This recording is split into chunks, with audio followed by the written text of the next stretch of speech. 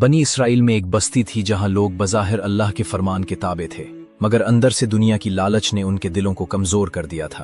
अल्लाह ताला ने उन लोगों पर एक आजमाइश मुकर्रर की ताकि उनके सब्र, फरमानबरदारी और नाफरमानी के दरमियान फर्क जाहिर हो सके। उनकी बस्ती समंदर के किनारे थी।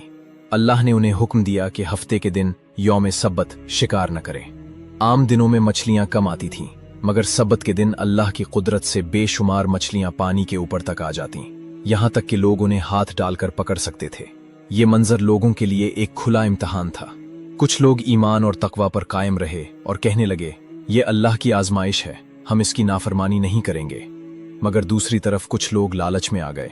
उन्होंने चालाकी से जाल समंदर में डालकर सब्त के दिन मछलियां घेर लीं और अगले दिन जाकर उन्हें निकाल लिया, ताकि दुनिया के सामने अपने गुनाह को छुपा सकें। ये नाफरमानी अल्लाह के गजब का सबब बनी। वो लोग जो बुराई से न रोके और नाफरमानी में शरीक भी हुए, उन पर अजाब नाजिल हुआ और वो इबरतनाक हालत में तब्दील कर दिए गए।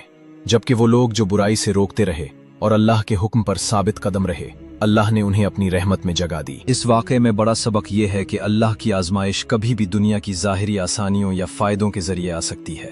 असल कामयाबी इसमें है कि इंसान मुश्किल तरीन लम्हे में भी अल्लाह के हुक्म को मुकद्दम रखे। हराम रास्ता वक्ती फ़ायदा तो देता है, मगर अंजाम हमेशा तबाही होता है, जबकि सब्र और ईमान ज़िंदगी में सुकून और आखिरत में कामयाबी अता करता है।